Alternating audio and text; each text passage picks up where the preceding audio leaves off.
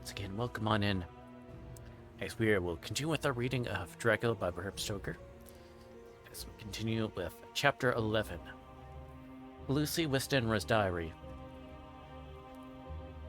12th of September. How good they are all to me. Quite love that dear Dr. Van Helsing. I wonder why he was so anxious about these flowers. Positively frightened me he was so fierce. Yet he must have been right, for I feel comfort from them already. Somehow I do not dread being alone tonight. I can go to sleep without fear. I shall not mind any flapping outside of the window. Terrible struggle that I've had against sleep so often of late. The pain of sleeplessness. The pain of fear of sleep, nor such unknown horrors as it has for me. How blessed are some people whose lives have no fears, no dreads, to whom sleep is a blessing that comes nightly, and brings nothing but sweet dreams. Well, here I am tonight, hoping for sleep and lying like Ophelia in the play, with virgin krantz and maid instruments. I never liked garlic before, but tonight it is delightful. There is peace in its smell. I feel sleep coming already. Good night, everybody. Dr. Seward's Diary. 13th of September. Called at the Berkeley and found Van Helsing as usual upon up to time. The carriage ordered from the window was waiting. The professor took his bag, which he always brings with him now. Let all be put down exactly. Van Helsing and I arrived at Hillingham at 8 o'clock. It was a lovely morning. The bright sunshine and all the fresh feeling of early autumn seemed like the completion of nature's annual work. The leaves were turning to all kinds of beautiful colors, but had not yet begun to drop from the trees. When we entered, we met Miss Westenra coming out of the morning room. She is always an early riser. She greeted us warmly and said, "Be glad to know that Lucy is better. The dear child is still asleep. Ermines are, but did not go in lest I should disturb her." Sir smiled and looked quite jubilant. He rubbed his hands together and said, "Ah, thought I had diagnosed the case. My treatment is working." To which he replied, "You must not take all the credit to yourself, Doctor. Lucy's state this morning is due in part to me." "What do you mean, ma'am?" said the professor. "I was anxious about the dear child in the night, and went into her room. She was sleeping soundly, so soundly that even my coming did not wake her. But the room was awfully stuffy. A lot of those horrible, strong-smelling flowers and everywhere, and she actually had a bunch of them. Nick, I feared that the heavy odor would be too much for the dear child in her weak state, so I took them all away and opened a bit of the window in a fresh air. Be pleased with her, I'm sure." She moved off into her boudoir, where she usually breakfasted early. She had spoken. I watched the professor's face and saw it turn ashen gray. He had been able to retain his self-command whilst the poor lady was present, for he knew her state and how mischievous a shock would be. He actually smiled on her as he held the door for her to pass into her room, but the instant she had disappeared, he pulled me suddenly and forcibly into the dining room and closed the door. Then, for the first time in my life, I saw Van Helsing break down.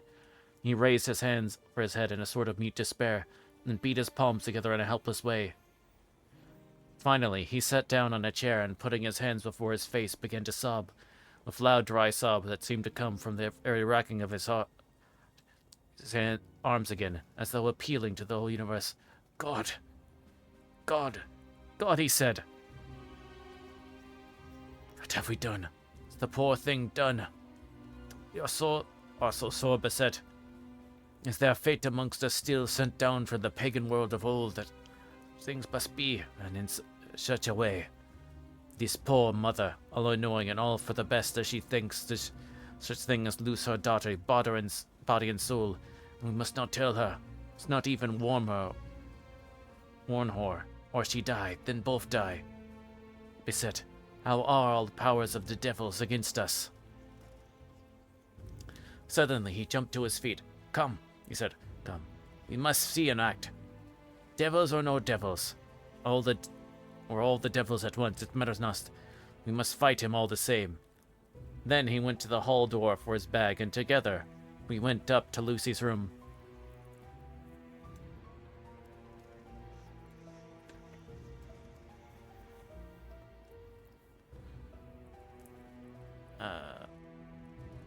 Once I drew drew up the blind whilst Van Helsing went toward the bed. This time he did not start as he looked on the poor face with the same awful, waxen pallor as before. It wore a look of stern sadness and infinite pity. "As I expected," he murmured with that hissing inspiration of his which meant so much. Without a word, he went and locked the door, and then began to set out the little table the instruments for yet another operation of transfusion of blood. I had long ago recognized the necessity and begun to take off my coat, but he stopped me with a warning hand. "No," he said. "Today you must operate. I shall provide. You are weakened already." Spoke, he took off his coat and rolled up his shirt sleeve. Again the operation, again the narcotic, again some return of color to the ashy cheeks, regular breathing of healthy sleep. This time I watched whilst Van Helsing recruited himself and rested. Took an opportunity of telling Miss Zinner that she must not remove anything from Lucy's room without consulting him, that the flowers were of medicinal value, and that the breathing of their odor was a part of the system of cure. Then he took over the care of the case himself, saying that he would watch this night and next, and he would send me word when to come. After another hour, Lucy wakened from her sleep, fresh and bright, so not much the worse for a terrible ordeal. What does it all mean? Beginning to wonder if my long habit of life amongst the insane is beginning to tell upon my own brain.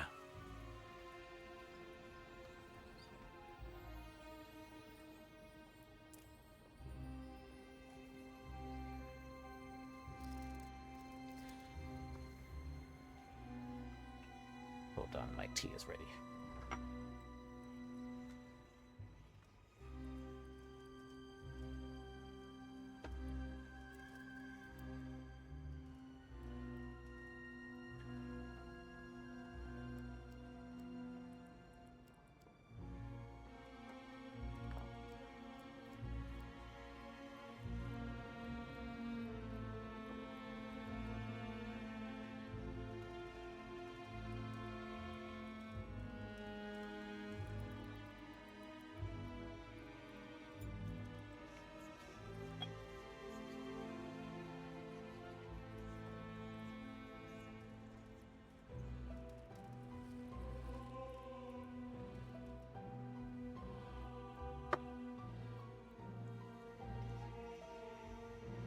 Lucy Westenra's diary, 17th of September.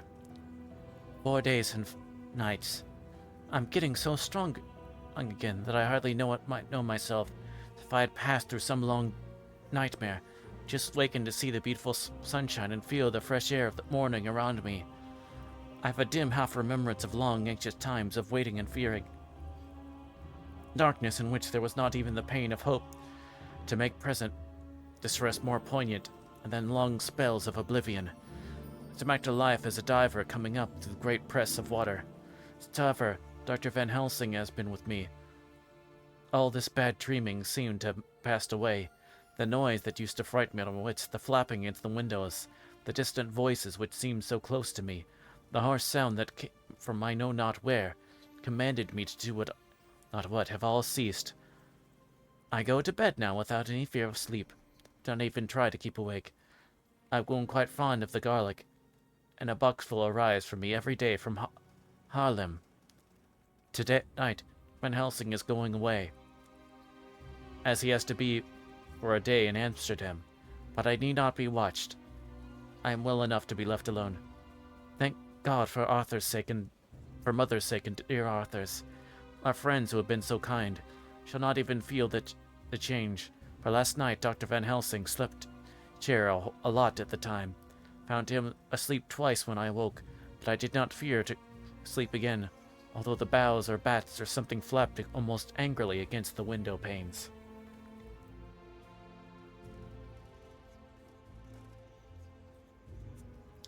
The Pall Mall Gazette, the 18th of September. The escaped wolf perilous adventure of our interviewer.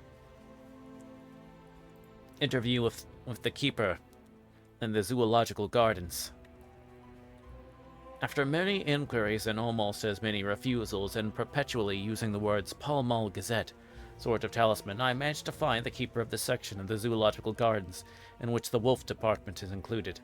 Thomas Builder lived in one of the cottages in the enclosure behind the elephant house. Was sitting down to his tea when I found him. Thomas and his wife are hospitable folk, elderly and without children, and if the specimen enjoyed of their hospitality be of the average kind, their lives must be pretty comfortable. The keeper would not enter on what he called business until the supper was over. We were all satisfied. Then, when the table was cleared, he had lit his pipe. He said, "No, sir, you go on and ask me what you want. Excuse me refusing to talk of professional subjects afore meals. Give the wolves and the jackals and the hyenas in all our section their tea before I begins to ask them questions." "What do you mean, ask them questions?" I queried, wishful to get him into a talkative humor. "Sitting him over the dead with the pole is one way, scratching their ears is another. When gents is as flush wants a bit of show off to their gals, I don't much mind for the fuss, the getting of the pole part before I chuck their dinner, but I waits till they've had their sherry and coffee, so speak, afore I tries on with the ear scratching, mind you." He added philosophically, "There's a deal of the same nature in us as in them dear animals.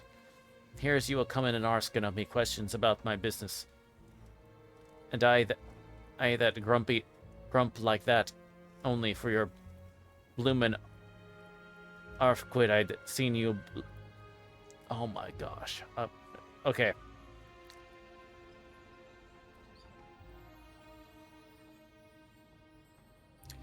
Reading silently to myself is fine. It's just trying to read it out loud. Just kidding. And Graham, for your bloomin' arf-quid, I'd have seen you blowed first before I'd supper. Now, not even when you arst me sarcastic, like to ask the superintendent if you might arst some questions. That offense did I tell you to go to hell. You did. And when you said you report me for using obscene language, that was hitting over the eat. But the arf-quid made that all right. I weren't to go into fight, so I went for food. And did with my ol as the wolves and lions and tigers does. But Lord love your art, and now that the old Buma stuck a chunk of her tea cake in me, rinsed me out with her bloomin' old teapot, and I've lit up, you may scratch my ears for all they're worth, and won't even get a growl of me. Along with your questions, I know what you're a-comin' at. That ere escaped wolf. Exactly, I want you to give me your view of it. Just tell me how it happened, and when I know the facts, I'll get you to say what you consider was the cause of it, and how you know the whole affair, and how you think the whole affair will end. All right, Governor. Sir, about the wolf story. The wolf that we call Berserker was one of 3 grey wolves that came from Norway to Jamrax, which we bought off him 4 years ago. He was a nice, well-behaved wolf, which never gave no trouble at all to talk of. Surprised at him for wanting to get out or any other animal in the place, but there can't trust wolves no more nor women. Don't you mind him, sir, broke in Mrs. Thompson with your laugh. He's got minding the animals so long that blessed if he ain't like an old wolf himself. There's no harm in him. Well, sir, it was about 2 hours after feeding yesterday when I came near my disturbance. I was making up a litter in the monkey house for a young puma, which is ill. When I heard the yelping and howling, I came way straight. There was Berserker a-tearing like a mad thing at the bars as if he wanted to get out. There wasn't much people about that day, and close at hand was only one man, a tall, thin chap, with a oak nose and a pointed beard, with a few white hairs running through it. He had a hard, cold look and red eyes. I took a sort of mislike to him, for it seemed as if it was him as they was irritated at. He'd a white kid gloves on his, and he pointed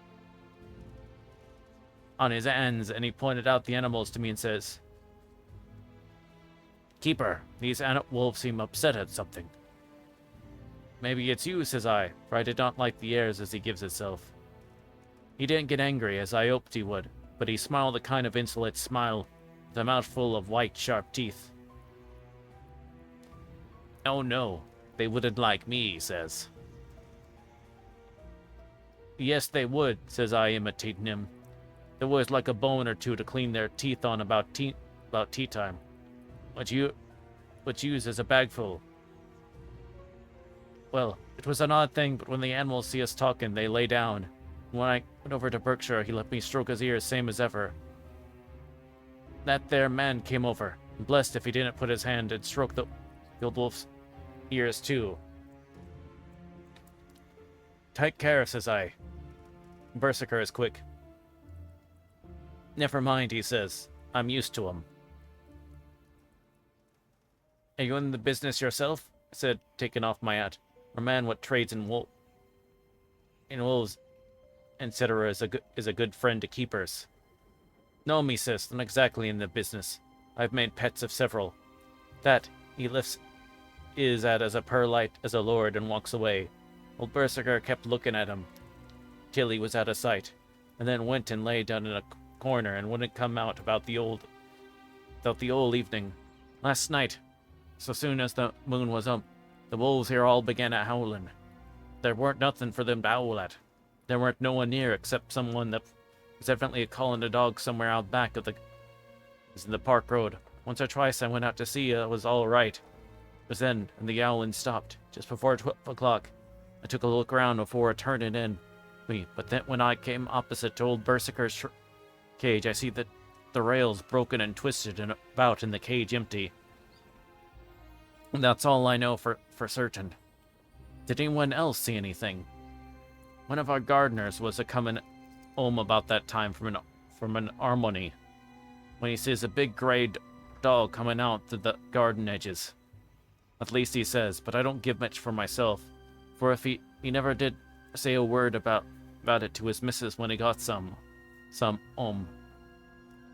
And it was only after the escape of the wolf was made known, and we had been up all night a-hunting of the park for Berserker. Remembered seeing anything. My own belief was that the arsenic had got into his head. Now, Mr. Builder, can you account in any way for the escape of the wolf? Well, sir, he said with a suspicious sort of modesty, I think I can, but I don't know as I would be satisfied with the theory. Certainly I shall, if a man like you, who knows the animals from experience, can't hazard a good guess at any rate, who is even to try. Well then, sir, I account for it this way. Seems to me that Herr Wolf escaped simply because he wanted to get out. From the hearty way that both Thomas and his wife laughed at the joke, I could see that it didn't serve as before. The whole explanation was simply an elaborate sell.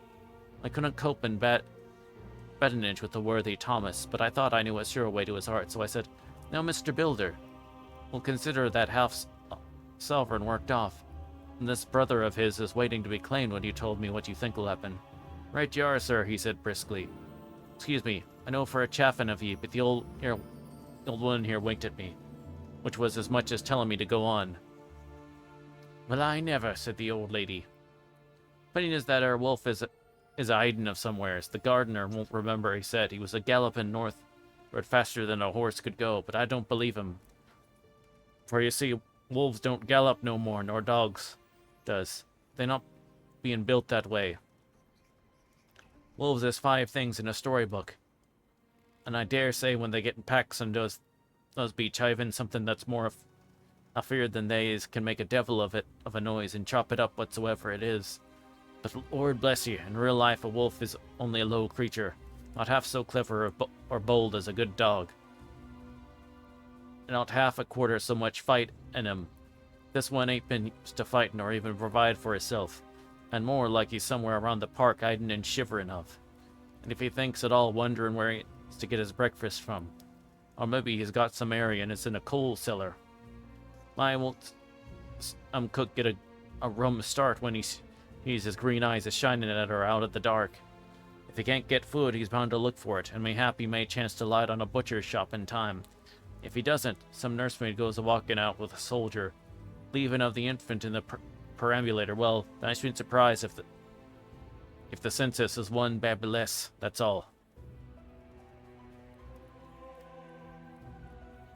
I was handing him half the sour when something came bobbing up against the window. Mr. Butler's face doubled its natural length of surprise. God bless me, said. There ain't old Bissiker come back by himself. He went to the door and opened it. A most unnecessary proceeding, it seemed to me. I've always thought that a wild hammer never looks so well as when some obstacle of pronounced durability is between us. personal experience has intensified rather than diminished the idea. However, there was nothing for custom, for neither builder nor his wife thought any more of the wolf than I should of a dog. The animal itself was as peaceful and well-behaved as that father of all picture wolves, Red Riding Hood's quondam friend, whilst moving her confidence in masquerade. The whole scene was an unutterable mixture of comedy and pathos.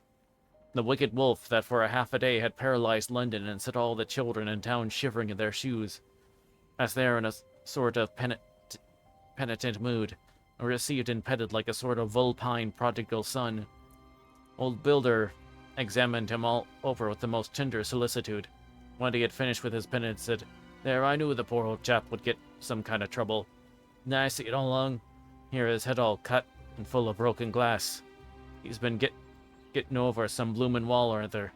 It's a shame that people are allowed to top their walls with broken bottles. This here what comes of it. Come along, Berserker." He took the wolf and locked him up in a cage with a piece of meat that satisfied, in quantity at any rate, the elementary conditions of the fatted calf, and went off to report. I came off too, to report the only exclusive information that was given today regarding the strange escapade at the zoo.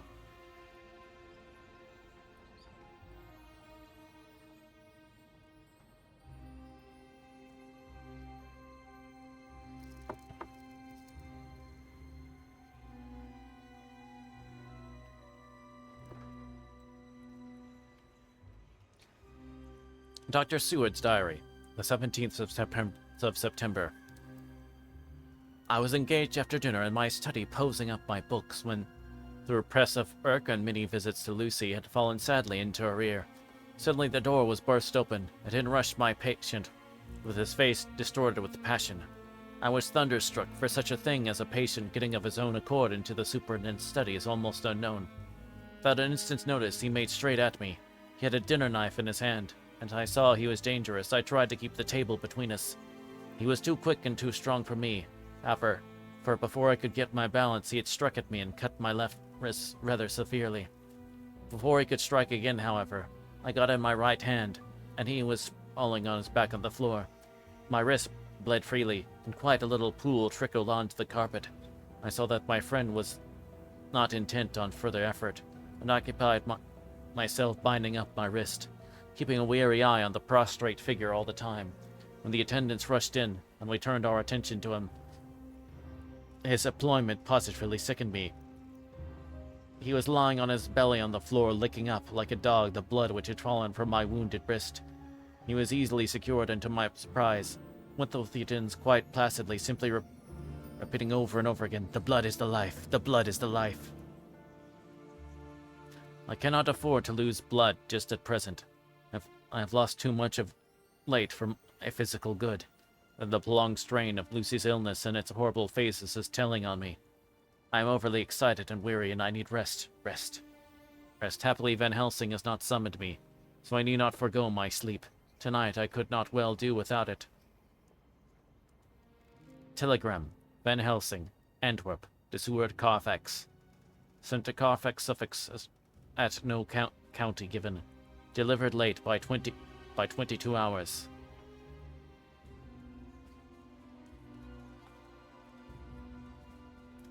"17th of September. Not fail to be at Ningham tonight. If not watching the time, frequently visit, see that flowers are replaced. Very important, do not fail. Shall be with you as soon as possible after arrival." Dr. Seward's Diary, 18th of September. Just off train to London. The arrival of Van Helsing's telegram filled me with dismay. A whole night lost, and I know by bitter experience what may happen in a night. Of course, it is possible that all may be well, but whatever may have happened, surely there is some horrible doom hanging over us, that every possible accident should thwart us in all we try to do. I shall take this cylinder with me, then I can complete my entry on Lucy's phonograph. Memorandum left by Lucy Westenra, 17th September, night. I write this and leave it to be seen so that no one may by any chance get trouble through me. This is exact record of what took place tonight. I feel I am dying of weakness and have barely strength to write. Must be done if I die in the doing. I went to bed as usual, taking care of the flowers that were placed as Dr. Van Helsing directed, and soon fell asleep. I was wakened by the flapping at the window, which had begun after that sleepwalking on the cliff at Whitby when Mina saved me, which now I know so well. I was not afraid, but I do wish that Dr. Seward was in the next room, as Dr. Van Helsing said he would be, so I might have called him. I tried to sleep, but I could not. Then there came to me the old fear of sleep, and I determined to keep awake. Perversely, sleep would try to come then when I did not want it. So as I feared to be alone, I opened my door and called out, "Is there anyone there?" There was no answer. I was afraid to wake Mother, so closed my door again. Then outside in the shrubbery, I heard a sort of howl like a dog, but more fierce and deeper. To the window and looked out, but could see nothing except a big bat, which evidently had been fluffing its wings against the window. So I went back to bed again, but determined not to go to sleep. Presently the door opened, and Mother looked in, seeing by my moving that I was not asleep. She came in and sat by me. She said to me even more sweetly and softly than most, "It's uneasy about you, darling, and came to see that you are all right." I feared she might catch cold sitting there, and asked her to come in and sleep with me. So she came to bed and lay down beside me. She did not take off her dressing gown, for she said she'd stay in a while, and then go back to her own bed. She lay there in my arms, and I in hers. The flapping and buffeting came to the window again. She was startled and a little frightened and cried, "What is that?" Tried to pacify her. Last succeeded that, and she lay quiet. But I could hear her poor dear heart still beating terribly. After a while there was the howl again out in the shrubbery. Shortly after there was a crash at the window, and a lot of broken glass was hurled on the floor. The window blew back with the wind that rushed in. In the aperture of the broken panes there was the head of a great, gaunt grey wolf. Mother cried out in fright and struggled up into a sitting posture, clutched wildly at anything that could help her. Amongst other things, she clutched the wreath of flowers that Dr. Van Helsing insisted on my wearing round my neck, and tore it away from me. For a second or two she sat up, pointing at the wolf. There was a strange and horrible gurgling in her throat. Then she fell over as if struck with lightning, and her head hit my forehead and made me dizzy for a moment or two. The room and all around seemed to spin around.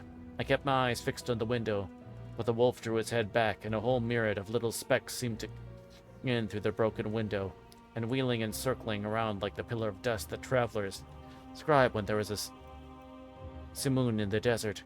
I tried to stir, but there was some spell upon me, and dear Mother's poor body, which seemed to grow cold already, for a dead heart had ceased to beat, weighed me down. I remember no more for a while. The time did not seem long, but very, very awful, till I recovered consciousness again. Somewhere near, a passing bell was tolling. The dogs all around the neighborhood were howling, and in our shrubbery, seemingly just outside, a nightingale was singing. I was dazed and stupid with pain and terror and weakness. The sound of the nightingale seemed like the voice of my dead mother come back to comfort me. The sound seemed to have awakened the maids too, for I could hear their bare feet padding against my door.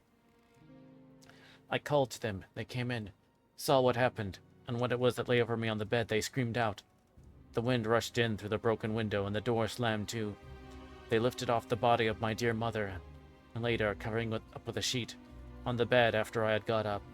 They were all so frightened and nervous that I directed them to go to the dining room, and each have a glass of wine. The door flew open for an instant and closed again. The maid shrieked, and went in a body to the dining room, and I laid what flowers I had on my dear mother's breast. When they were there, I remembered what Van Helsing had told me, but I didn't like to remove them. Besides, I would have some of the servants to sit up with me now. Surprised that the maids had not come back, I called them but got no answer, so I went to the dining room to look for them. My mother sank. I saw what had happened. My heart sank when I saw what had happened. They all four lay helpless on the floor, breathing heavily. The decanter of sherry was on the table half full, but there was a queer, acrid smell about. I was suspicious and examined the decanter. It smelt of laudanum. Looking on the cupboard, I found that the bottle which Doctor used for... did use, was empty. What to do? What am I to do? Back in the room with Mother. Cannot leave her, and I'm alone, save for the sleeping servants, whom someone has drugged. Alone with the dead. I dare not go out, for I can hear the howl of the wolf, through the broken window. The air seems full of specks, floating and circling in the draught from the window. The lights burn blue and dim. What am I to do? God shield me from harm this night. Shall hide this paper in my breast, where they shall find it when they come to lay me out. My dear mother is gone. It's time I go too. Goodbye, dear Arthur. If I should not survive this night, God keep you, dear, and God help me.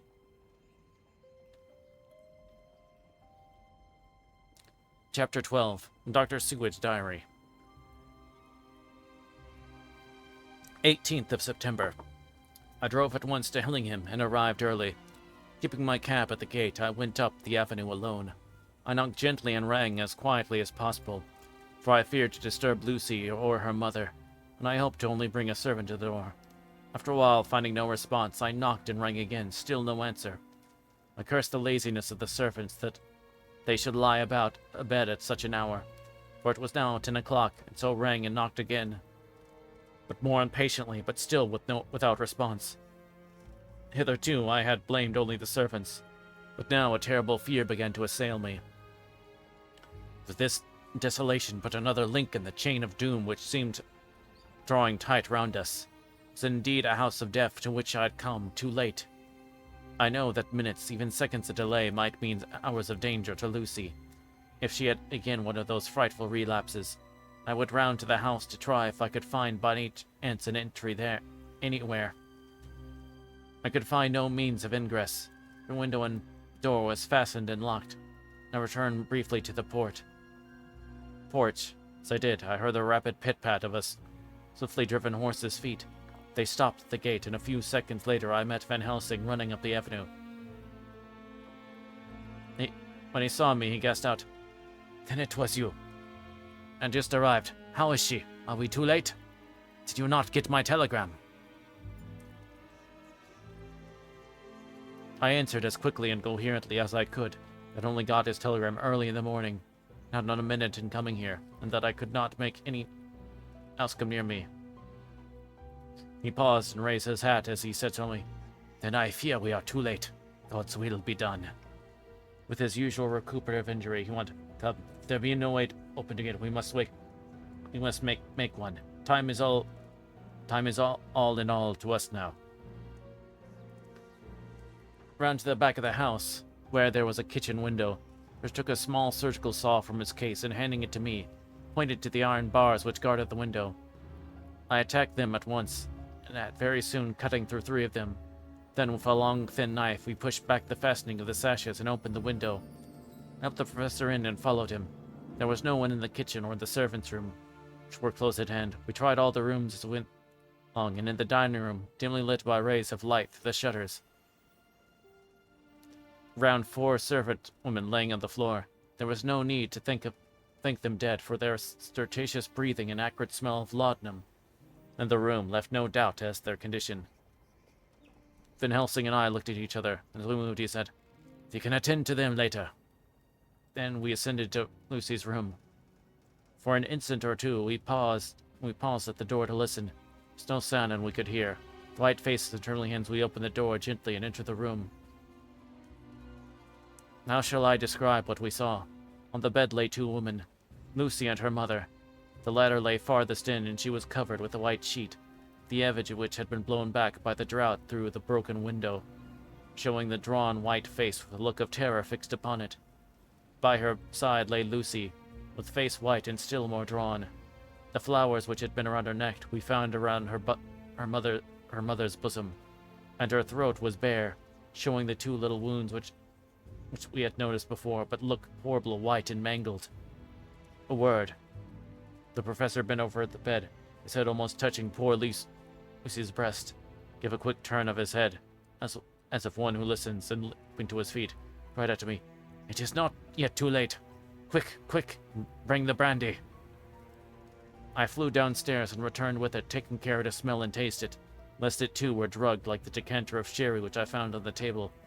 The maids were still breathing, but more restlessly, and I fancied that the narcotic was wearing off. I did not stay to make sure, but returned to Van Helsing. At the brandy, as on another occasion, on her lips and gums, and on her wrist and palm of her hands, he said to me, said to them, I can do this. All that can be at present. You go wake those mates, flick them in the face with a wet towel, and flick them hard. Make them get heat and fire in a warm bath. This poor soul is nearly as cold as that beside her. She will need to be heated before we can do anything more. But at once and found little difficulty in waking 3 of the women. The 4th was only a young girl, and the drug had evidently affected her strongly, so I lifted her on the sofa and let her sleep. The others were dazed at first, but as remembrance came back to them, they cried and sobbed in a hysterical manner. I was stern with them, however, and would not let them talk. I told them that one life was bad enough to lose, and if they delayed, they would sacrifice Miss Lucy. So sobbing and crying, they went about their way, half clad as they were, prepared fire and water. Fortunately, the kitchen and their fires were still alive, and there was no lack of hot water. We got a bath and carried Lucy out as she was and placed her in it. Whilst we were busy giving her limbs, there was a knock at the hall door. One of the maids ran off, hurried on some more clothes, and opened it. Then she returned and whispered to us that there were a gentleman who come with a message for Mr. Holmwood. I bade her simply tell him that he must wait, for we could see no one now. With the message and engrossed with our work, I clean forgot all about him. I never saw in all my experience the professor work in such deadly earnest. I knew as he knew that it was a stand-up fight with death, and in a pause he told him so. He answered me in a way that I did not understand, but the sternest look his face could wear. If that were all, I'd stop here where we are now and let her fade away into peace, for I see no light in life over her horizon. He went on with his work, and if possible, renewed and more frenzied vigor. Presently, we began to conscious that he was beginning to be of some effect. Lucy's heart beat a trifle more audibly to the stethoscope, and her lungs had a perceptible movement. Van Helsing's face almost beamed, and as we lifted her from the bath and rolled her in a hot sheet to dry her, he said to me, "The first gain is ours. Check to the king." We took Lucy into another room, which had by now been prepared, and laid her in the bed and forced a few drops of brandy down her throat. I noticed that Van Helsing tied a soft silk handkerchief around her throat. She was still unconscious, and was quite as bad as, if not worse than, we had ever seen her. Van Helsing called in one of the women, and told her to stay with her, and not to take her eyes off her till we returned, and then beckoned me out of the room. "Must consult us what is to be done," he said as we descended the stairs. He opened the dining room, and we passed in. He closed the door carefully behind him. The shutters had been opened, but the blinds were already down. That obedience to the etiquette of death with the British woman of the lower classes always rigidly observes. The room was therefore dimly dark. It was, however, light enough for our purposes. Van Helsing's sternness was somewhat relieved by a look of perplexity. He was evidently torturing his mind about something, so I waited for an instant, and he spoke. "What are we to do now? To help, we must have another transfusion of blood, and that soon, or that Pearl's life won't be worth an hour's purchase. Exhausted already, I'm exhausted too. I fear to trust those women, even if they have the courage to submit. What are we to do for someone who will open his veins for her?"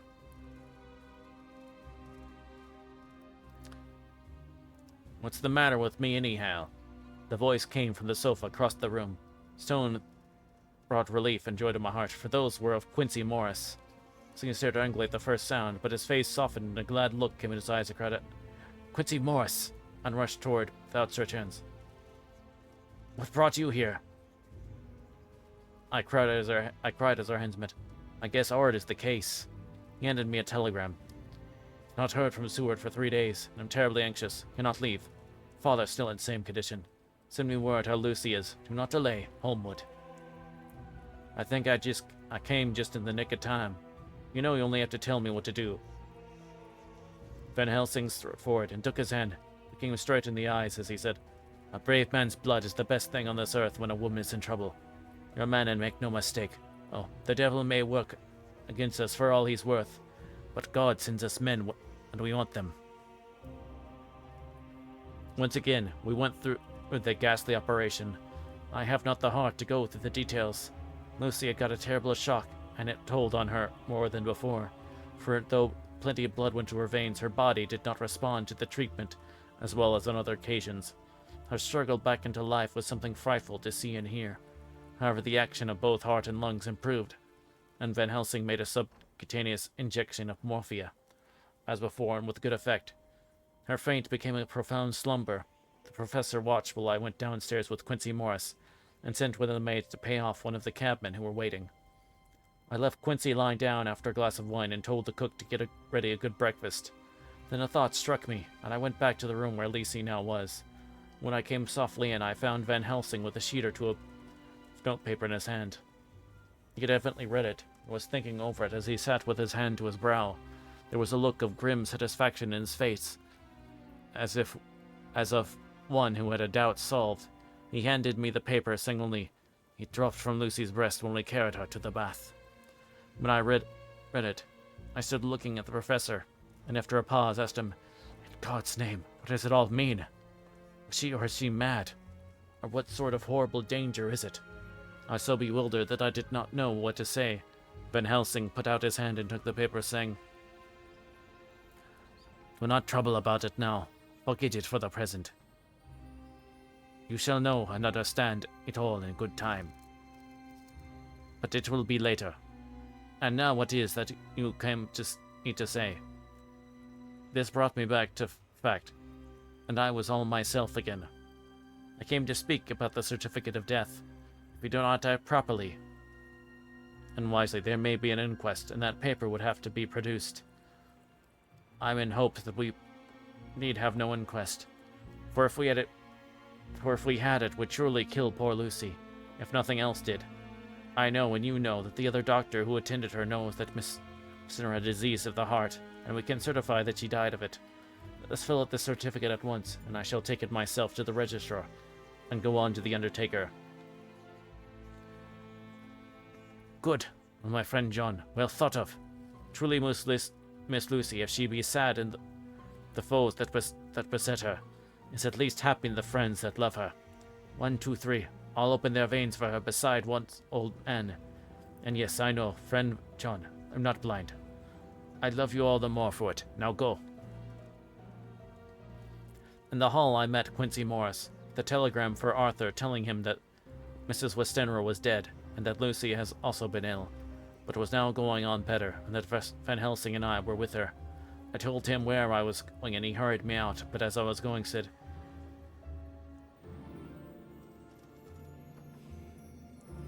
"When you come back, Jack, may I have 2 words with you, all to ourselves?"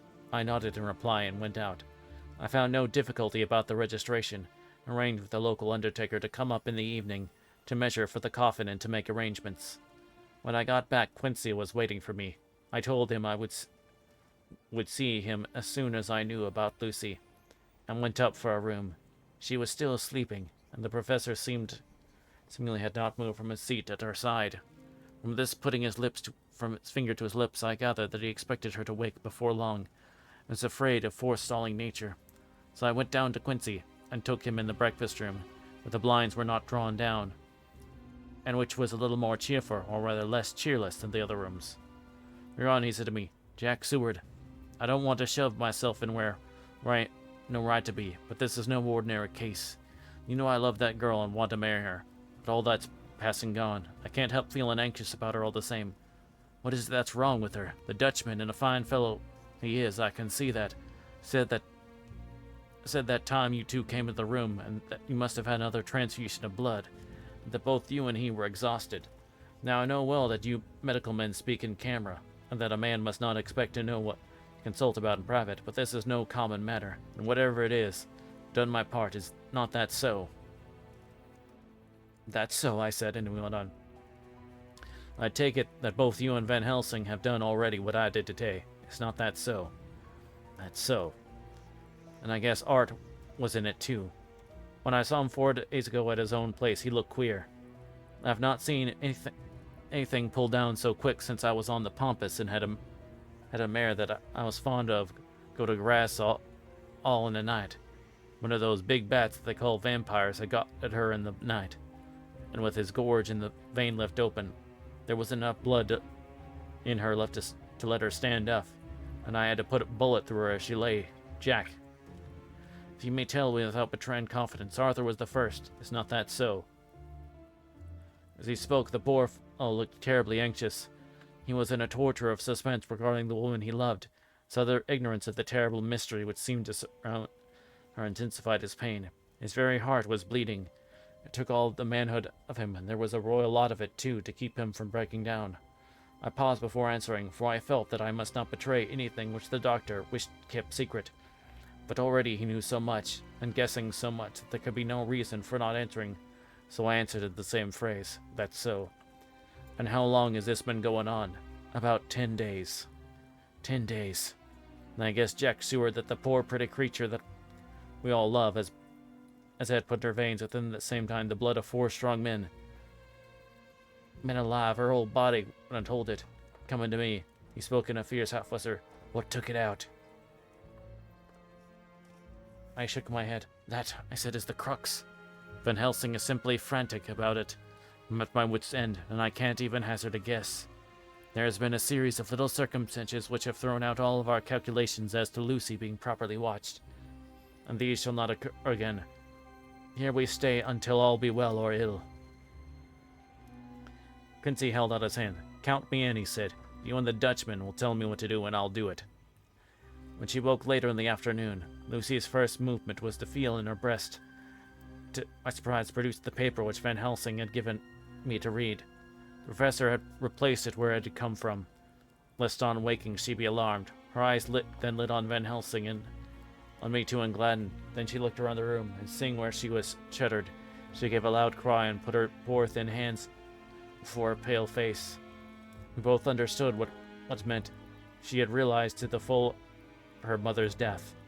So we tried what we could to comfort her. Doubtless sympathy eased her somewhat, but she was very low in thought and spirit, and wept silently and weakly for a long time. We told her that either or both of us would now remain with her all the time. That seemed to comfort her. Towards dusk, he fell into a doze. Here, a very odd thing occurred. While still sleeping, she took the piece from her breast and tore it in two. Van Helsing stepped over and took the pieces from her. All the same, however, she went on with the action of tearing, as though the material were still in her hands. Finally, she lifted her hands and opened them as though scattering the fragments. Van Helsing seemed surprised, and his brow gathered as if in thought, but he said nothing.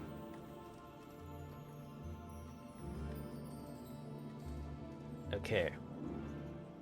We have to do an ad break, so we're going to do that, but then be right back.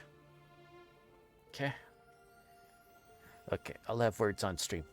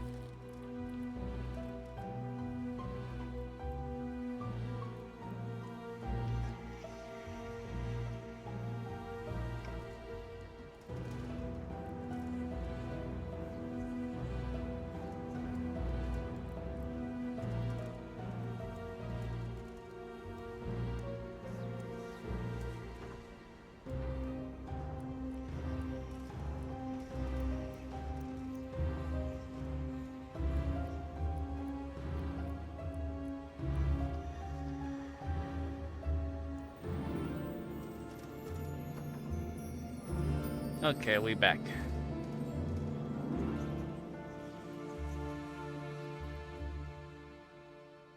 Turn down the volume again. There we go.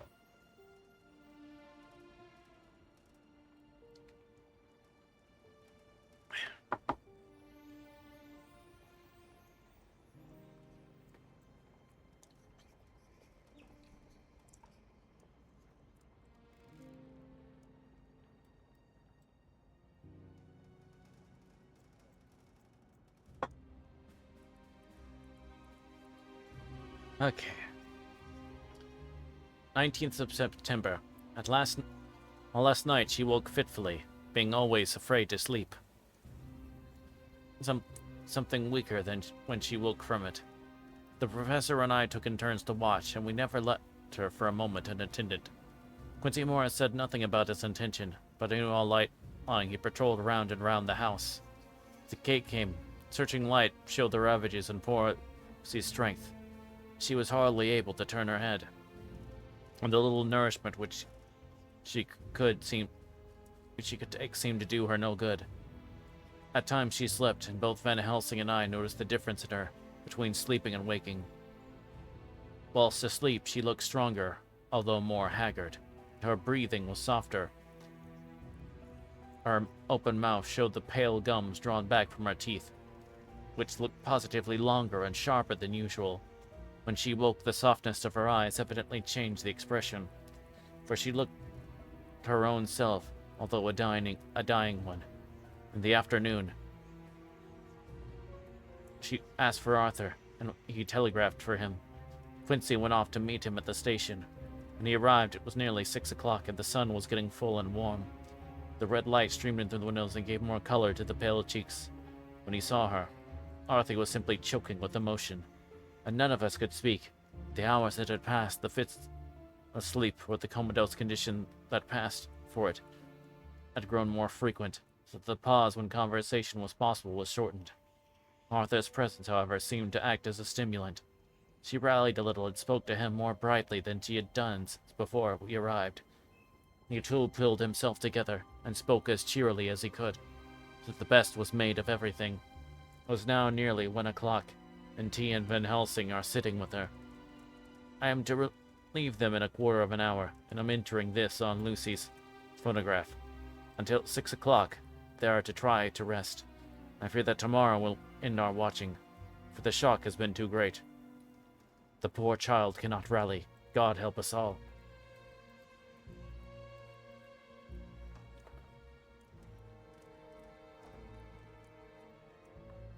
Letter. Mina Harkey to Lucy Westenra, unopened by her.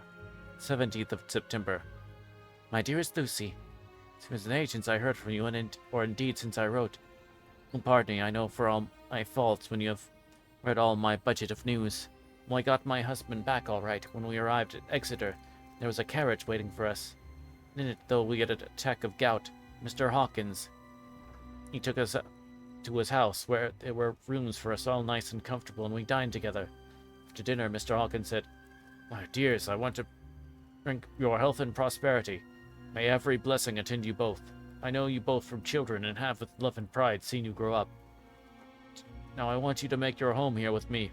I have left to me neither child nor chick nor child. All are gone. In my will I have left you everything." I cried, Lucy dear, as Jonathan and the old man clasped hands. Our evening was a very, very happy one. So here we are, still in this beautiful old house. For both my bedroom and the drawing room I can see the great elms of the cathedral close, with their great black stems standing out against the old yellow stone of the cathedral, and I hear the rooks overhead, cawing and chattering and gossiping all day, after the manner of rooks and humans. I'm busy, I need not tell you, arranging things and housekeeping.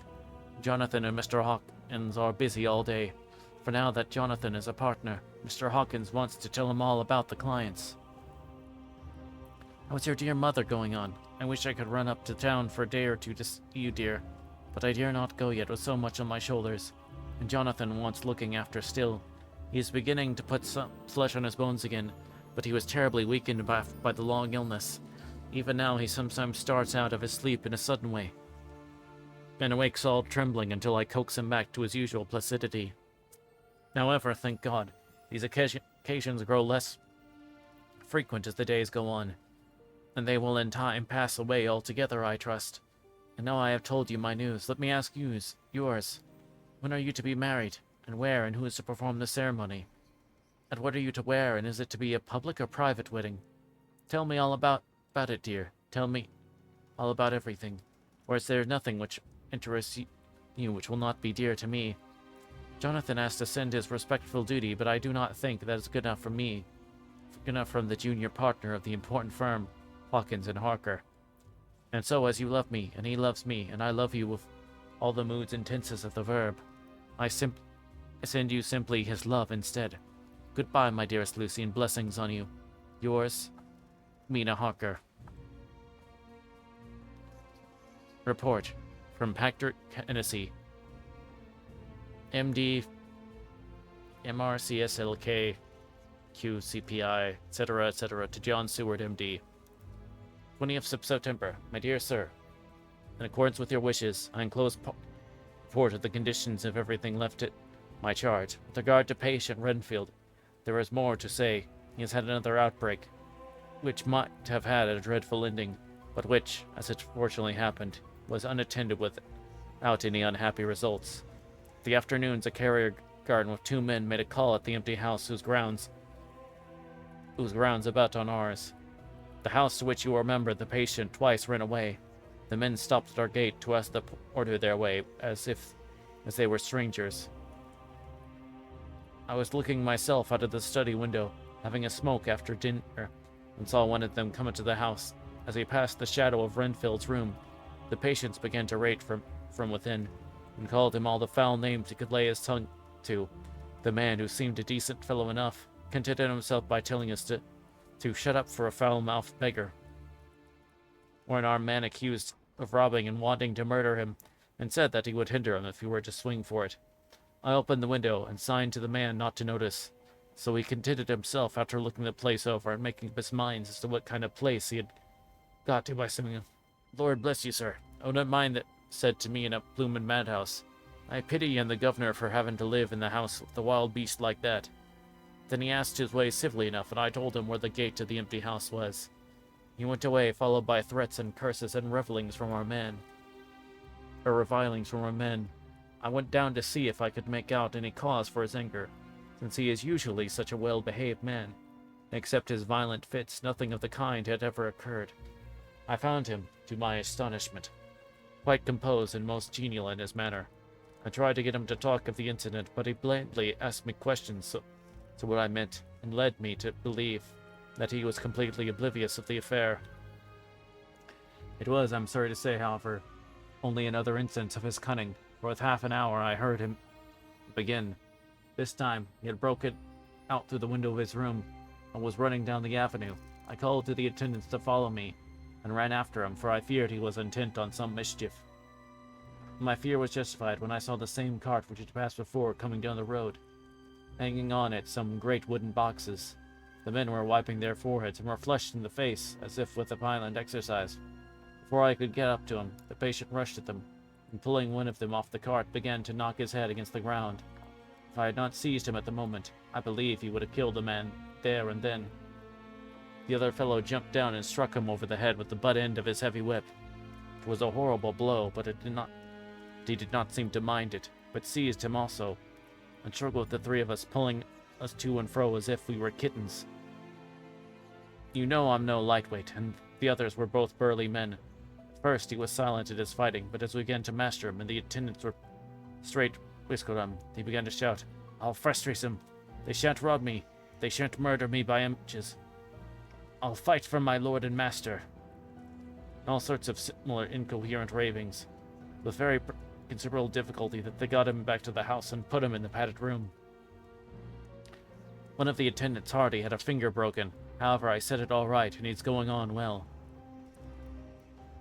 The 2 carriers were at first loud in their threats of actions for damages, promised to rain all the penalties of the law on us.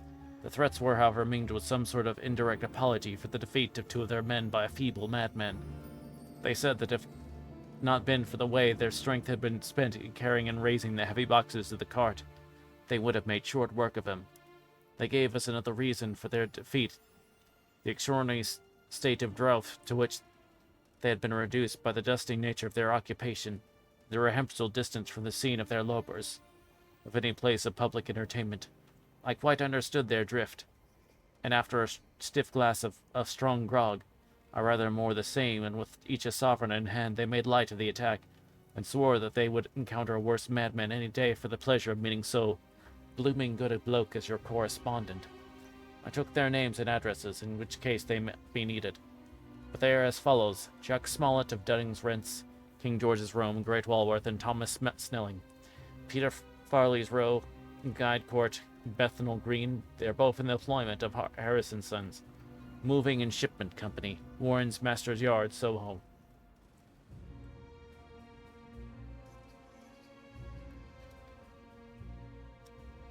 I shall report to you any matter of interest occurring here, and shall wire you at once if there is anything of importance. Believe me, dear sir, yours faithfully, Patrick Hennessy.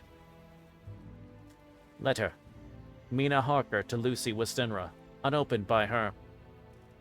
18th of September. My dearest Lucy, such a sad blow has befallen us. Mr. Hawkins has died very suddenly. Some may not think it so sad for us, but we had both come to love him that it really seems as though we had lost a father. I never knew either father or mother, so the dear old man's death is a real blow to me. Jonathan is greatly distressed, for not only that he feels sorrow, deep sorrow for the dear good man who has befriended him all his life, now that the end has treated him like his own son and left him a fortune, which to people of our modest upbringing is wealth beyond the dream of avarice, but Jonathan feels it on another account. He says the amount of responsibility which it puts upon him makes him nervous. He begins to doubt himself. I try to cheer him up, and my belief in him helps him to have belief in himself. But it is here that the grave shock that he experienced tells upon him most. It's too hard that sweet, simple, noble, strong nature such as his, a nature was just enabled him by our dear good friend's aid to rise from clerk to master in a few years, should so injure that in the very essence of its strength is gone. Forgive me, dear, if I worry you with troubles in the midst of your own happiness, but Lucy, dear, I must tell you something for the strain of keeping up a brave and cheerful appearance. The Jonathan tries me, and have no one here that I can confide in. I dread coming to London, as we must do that day after tomorrow, for poor Mr. Hawkins left in his will that he was to be buried in the grave with his father. As there are no relations at all, Jonathan will have to be the chief mourner. I shall try to run over to see you, dearest, if only for a few minutes. Forgive me for troubling you. With all blessings, your loving Mina Harker.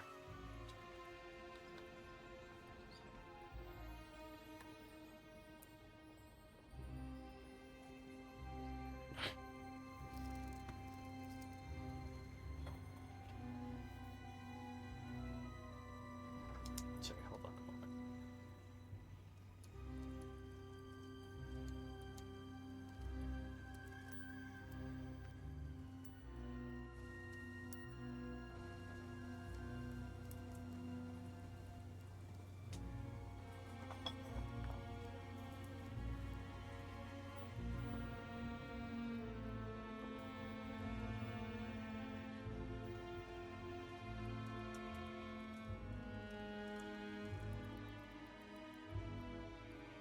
Dr. Seward's diary, 20th of September.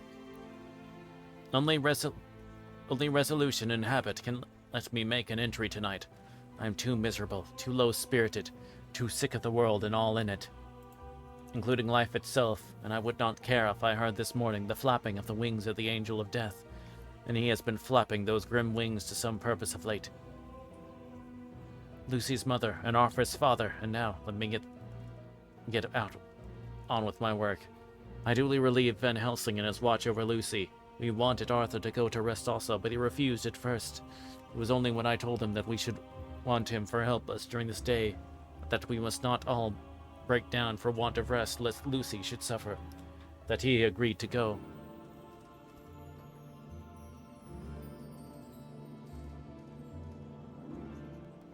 Van Helsing was very kind to him. Come, my child, he said. Come with me. You are sick and weak, and have had much sorrow and much mental pain, as well as that tax on your strength that we know of. You must not be alone, for to be alone is to be full of fears and alarms. Come to the drawing room, where there is a big fire and there are 2 sofas. You shall lie on one, and I on the other, and our sympathy will be comfort to each other, even though we do not speak, and even if we sleep. Arthur went off with him, casting back a longing look on Lucy's face, which lay in our pillow, almost wider than the lawn. She lay quite still, and I looked around the room to see that all was as it should be. I could see that the professor had carried out in this room, as in the others, his purpose of using the garlic. The whole of the window sashes reeked with it, around Lucy's neck.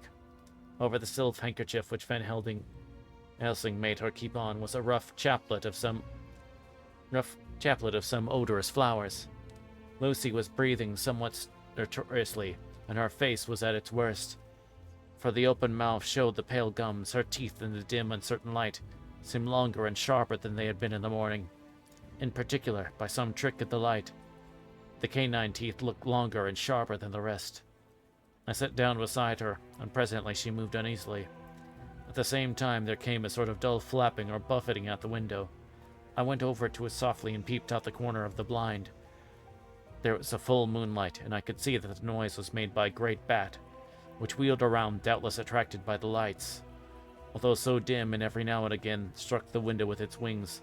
When I came back to my seat, I found that Lucy had moved slightly, and had torn away the garlic flowers from her throat. I replaced them as well as I could and sat watching her. Presently she woke, and I gave her food as Van Helsing had prescribed. She took but a little, and that lengthily.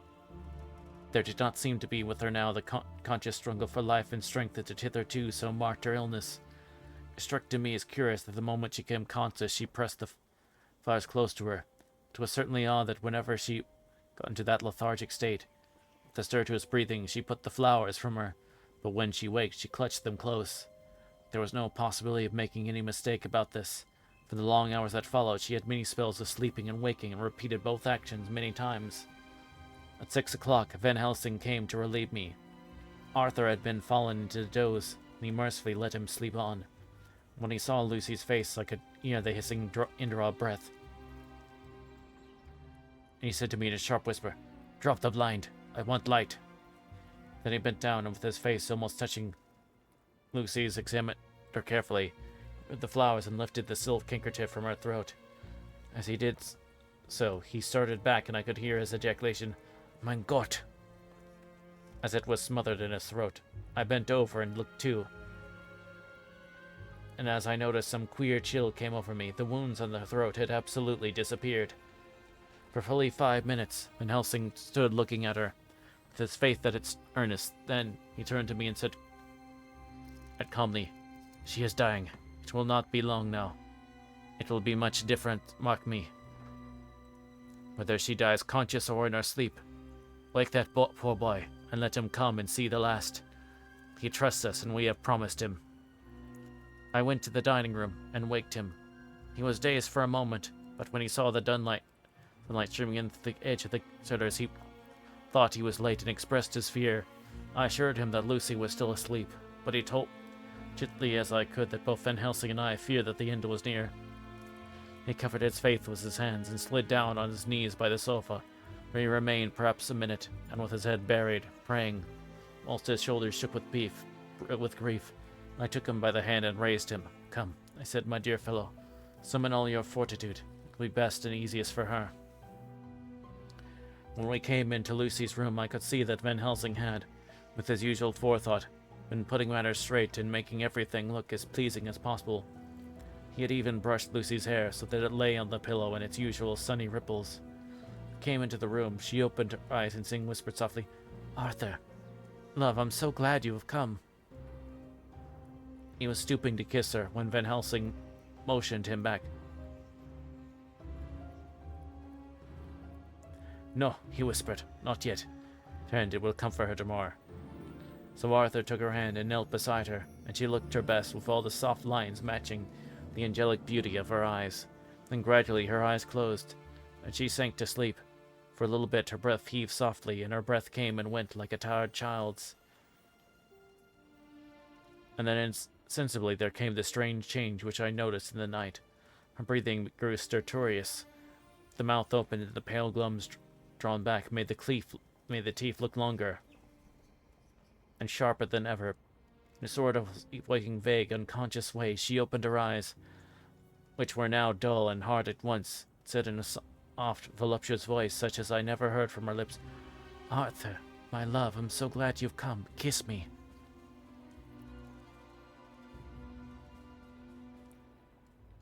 Arthur bent eagerly over to kiss her.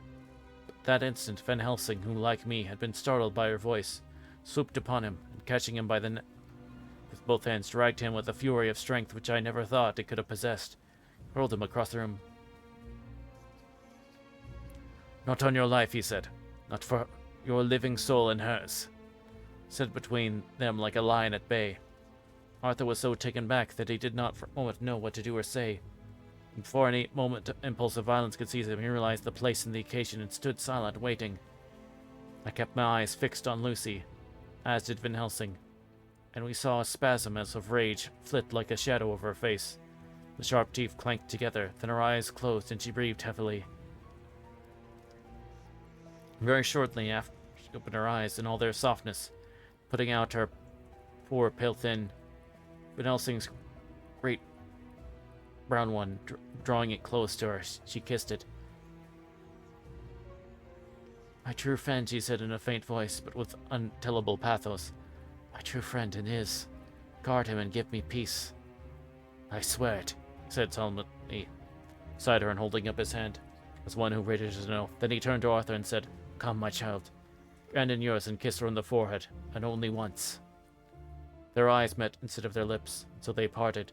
Lucy's eyes closed, and Van Helsing, who had been watching closely, took Arthur's arm and drew him away. And then Lucy's breathing became stertorous again, and all at once it ceased. "It is all over," said Van Helsing. "She is dead." I took Arthur by the arm and led him away to the drawing room, where he sat down and covered his face with his hands, sobbing in a way that nearly broke me down to see. I went back to the room and found Van Helsing looking at poor Lucy, and his face was sterner than ever. Some change had come over her body. Death had given back part of her beauty, for her brows and cheeks had recovered some of their flowing lines. Even the lips had lost their deadly pallor. It was as if the blood, no longer needed for the working of the heart, had gone to make the harshness of death as little rude as it might be. We thought her dying while she slept, and sleeping when she died. I stood beside Van Helsing and said, "God, there is peace for at last in the end."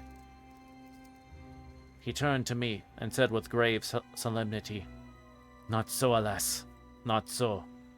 It is only the beginning." When I asked him what he meant, he only shook his head and answered, "We can do nothing as yet. Wait and see."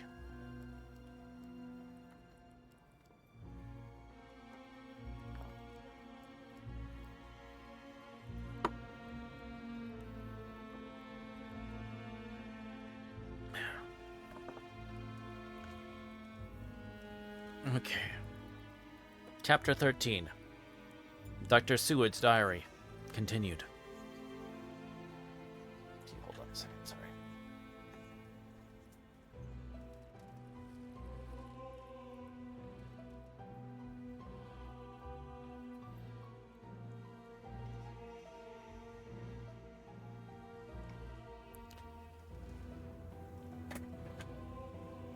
Sorry, my room feels very stuffy and warm for some reason tonight. Okay. The AC is not doing its job. Okay. Dr. Seward's diary continued. The funeral was arranged for the next succeeding day, so that Lucy and her mother might be buried together. I attended to all the ghastly formalities, and the urbane undertaker proved that his staff was afflicted or blessed with something of its own obsequious suave, oh my gosh. with something of its own obsequious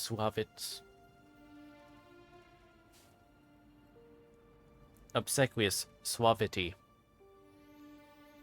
Even the woman who performed the last offices for the dead remarked to me in a confidential, rather professional way.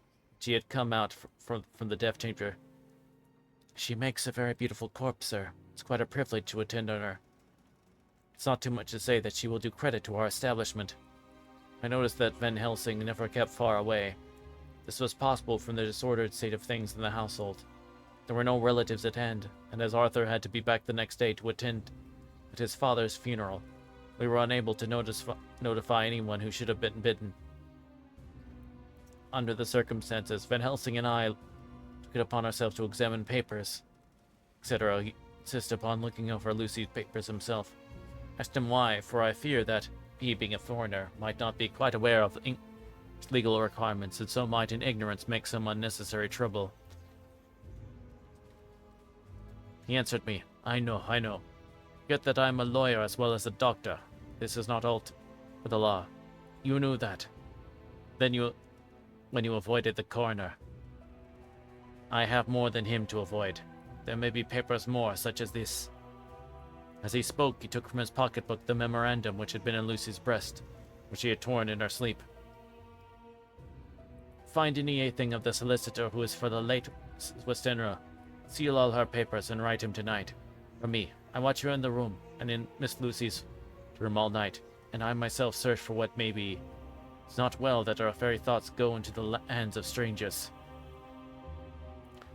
I went on with my part of the work. Another half hour had found the name and address of Mrs. Westenra's solicitor and written to him, while the poor lady's papers were in order. Explicit directions regarding the place of burial was given. I had hardly sealed the letter when, to my surprise, Van Helsing walked in the room saying, "Can I help you, friend John? I'm free, and if I may, my service is to you." "You got what you looked for?" I asked, to which he replied, "I did not look for any specific thing. I only hoped to find, and find I have, all that there was, only some letters and a few memoranda, and a diary new begun, but I have them here.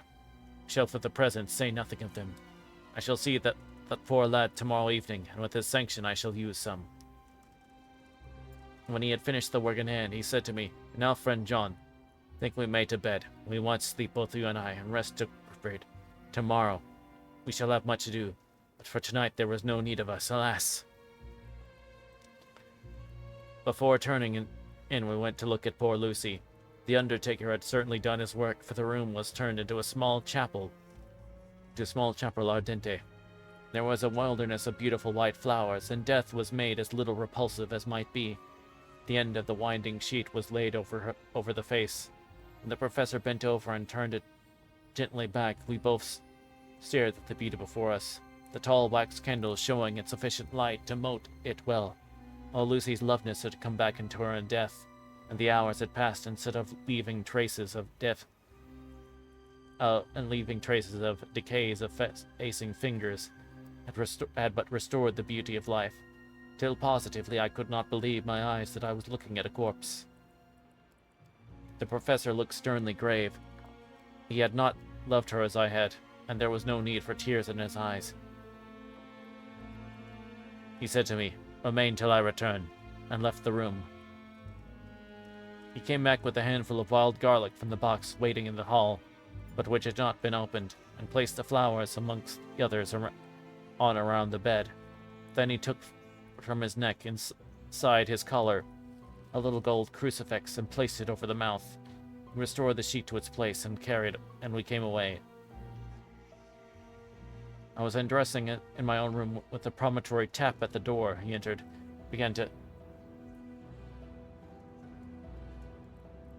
at once began to speak. "Tomorrow, I want you to bring me before night a set of post-mortem knives." "Must we make an autopsy?" I asked. "Yes and no. I want to operate, but not what you think. Let me tell you now, but not a word to another. I want to cut off her head and take out her heart." "Ah, the surgeon, and so shocked. You, whom I have seen, was no terrible of hand or heart. Do operations of life and death that make the rest shudder. Oh, But I must not forget, my dear friend John, that you loved her. I have not forgotten what is for her that I shall operate, and you must not help. Would like to do it tonight, for Arthur. I must not. He will be free after his father's funeral tomorrow, and he will want to see her, to see it. Then, when she is confined ready for the next day, when I shall come when all sleep, she'll unscrew the coffin lid, and do our operation, and then replace all so that none know, save we alone. But why do it at all? The girl is dead. Why mutilate her poor body without need? If there is no necessity for a post-mortem and nothing gained by it, no good to her. To us, to science, to human knowledge, why do it? Without such, it is monstrous. For answer, he put his hand on my shoulder and said with infinite tenderness, Friend John, I pity your poor bleeding heart, and I love you the more because it does so bleed. If I could, I would take on myself the burden that you do bear. There are things that you know not, but that you shall know, and bless me for knowing, although they are not pleasant things, John, my child. You have been my friend now for many years, and yet, did you ever know me to do anything without good cause? I may err, I am but man, but I believe in all I do. Is it not for these causes that you sent for me when the great trouble came? Yes, were you not amazed, nay horrified, when I would not let Arthur kiss his love, for she was dying, and snatched him away by all my strength? Yes, and yet you saw how she thanked me, with her so beautiful dying eyes, voice too so weak, and she kissed my rough old hand and blessed me. Yes, and did you not hear me swear sweet promise to her that so she closed her eyes grateful? Yes. Well, I have good reason now for all I want to do. You have for many years trust me. You believe me in weeks past, when there be things so strange that you might have well doubt. Believe me yet a little, friend John. If you trust me not, I must tell what I think, and that is not perhaps well. And if I work, as work I shall. No matter trust or no trust, without my friend trust in me, I work with heavy heart. I feel oh so lonely when I want all help and courage that may be. He paused a moment and went on suddenly. Friend John, there are strange and terrible days before us. Let us not be two but one. So we work to a good end. Will you not have faith in me? I took his hand and promised him. I held my door open as we went away and watched him go to his room and close the door. As I stood without moving, I saw one of the maids pass silently along the passage. She had her back to me, so did not see me, and go into the room where Lucy lay. The sight touched me, devotion so rare. And we are so grateful to those who show it unasked to those we love.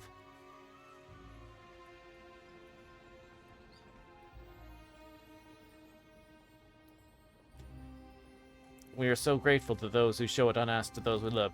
Here was a poor girl putting aside the terror which she naturally had of death to go watch alone by the bier of the mistress whom she loved, so that the poor clay may not be lonely till laid to eternal rest. I must have slept long and soundly, for it was broad daylight when Van Helsing waked me by coming into my room. He came over to my bedside, said, You need not trouble about the knives. We shall not do it. Why not? I asked, for his solemnity of the night had been greatly impressed. Because, he said sternly, it is too late, or too early. See? Here he held up the little golden crucifix. This was stolen in the night. How stolen? I asked in wonder, since you have it now. Because, get it back from the worthless wretch who stole it. From the woman who robbed the dead and the living. Her punishment will surely come, but not through me. She knew not altogether what she did, and thus unknowingly, she only stole. Now we must wait. He went away on the word, leaving me with a new mystery to think of, a new puzzle to grapple with. That forenoon was a dreary time, but soon the solicitor came. Mr. Marquand of Wholesome Sons Marquand in Lidderdale. He was very genial and very appreciative of what we had done, and took off hands all cares as to details. During lunch he told us that Miss Sinra had, for some time, expected sudden death from her heart, and had put her affairs in absolute order. He informed us that, with the exception of a certain entailed property of Lucy's father, which now, in default of direct issue, went back to a distant branch of the family. The whole estate, real and personal, was left absolutely to Arthur Holmwood. When he had told us so much, he went on. Frankly, we did our best to provide such a temporary disposition, and point out certain contingencies that might leave our daughter either penniless or not so free that as she might be to act regarding a matrimonial alliance. Indeed, we pressed the matter so far that we almost came into collision. For when she asked us if we were not prepared to carry out our wishes, of course, we had then no alternatives but to accept. We were right in principle, and 99 times out of 100 we should have proved, by the logic of events, the accuracy of our judgment. Frankly, however, I must admit that in this case, or any other form of disposition, might have rendered impossible the carrying out of our wishes. For by our predeceasing our daughter, the latter would come into possession of the property, and, the event that she only survived her mother by 5 minutes, our property would, in such case there were no will, and a will was practically impossible in such cases, have been treated at her decease as under interstice, in which case Lord Godalming, though so dear a friend, would have had no claim in the world, and the inheritors, being remote, would not be likely to abandon their just rights for sentimental reasons regarding an entire stranger. I assure you, my dear sirs, I'm rejoiced at the result, perfectly rejoiced. He was a good fellow, but his rejoicing at the one little part in which he was officially interested of so great a tragedy was an object lesson in the limitations of sympathetic understanding. He did not remain long, but said he would look into later in the day and see Lord Godalming. His going, however, had been a certain comfort to us, since it assured us that we should not have to dread hostile criticism as to any of our acts. Arthur was expected at 5 o'clock, so a little time before we visited the death chamber. It was in very truth, for now both mother and daughter lay in it. The undertaker, true to his craft, had made the best display he could of his goods. There was a mortuary air about the place that lowered our spirits at once.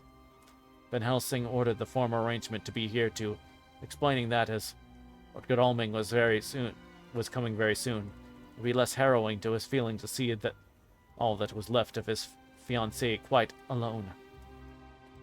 The undertaker seemed shocked at his own stupidity, exerted himself to restore things to the condition which he had left them the night before, so that when Arthur came, such shocks to his feelings as we could avoid were saved. Poor fellow, he looked desperately sad and broken. Even his stalwart manhood seemed to have shrunken somewhat under the strain of his much tried emotions. He had, I knew, been very genuinely and devotedly attached to his father. To lose him, and at such time, was a bitter blow to him. With me he was warm as ever, and to Van Helsing he was sweetly courteous. But I could not help seeing that there was some constraint with him. The professor noticed it too, and motioned to me to bring him upstairs. I did so and left him in the door at the room, as I felt he would like to be quite alone with her. But he took my arm and led me in, saying huskily, "You loved her too, old fellow. She told me all about it. There was no friend had a closer place in her heart than you. I don't know how to thank you for all you've done for her. I can't think yet." When he suddenly broke down and threw his arms around my shoulders, laid his head on my breast, crying, Jack, what shall I do? The whole of life seems gone from me all at once, and there is nothing in the wide world for me to live for." I comforted him as well as I could. In such cases, men do not need much expression. A grip of the hand, the tightening of an arm over the shoulder, a sob in unison, or expression of sympathy dear to a man's heart. I stood still and silent till his sobs died away. Then I said softly to him, "Come and look at her." Together we moved over to the bed, and I lifted the lawn from her face. God, how beautiful she was. Every hour seemed to be enhancing her loveliness. It frightened and amazed me somewhat. And as for Arthur, he fell to trembling, and finally was shaken with doubt, as with an ague. At last, after a long pause, he said to me in a faint whisper, "Jack, is she really dead?" I assured him sadly that it was so, and went on to suggest, for I felt that such a horrible doubt should not have life for a longer moment that I could help, For it often happened that after death, faces become softened and resolved in their youthful beauty. But this was especially so when death had been preceded by any acute or prolonged suffering. I seemed to quite do away with any doubt, after kneeling beside the couch for a while and looking at her lovingly, sighed and told him that must be goodbye, as the coffin had to be prepared. So we went back and took her dead hand in his and kissed it, went over and kissed her forehead. He came away fondly, looking back over his shoulder at her as he came. I left him in the drawing room and told Van Helsing that he had said goodbye. So the latter went to the kitchen to tell the undertaker's men to proceed with the preparations and to screw up the coffin. When he came out of the room again, I told him of Arthur's question, but not surprised. Just now I doubted for a moment myself. We all dined together, and I could see that poor Art was trying to make the best of things. Van Helsing had been silent all dinner time, but when he had lit our cigars, he said, "Lord," but Arthur interrupted him.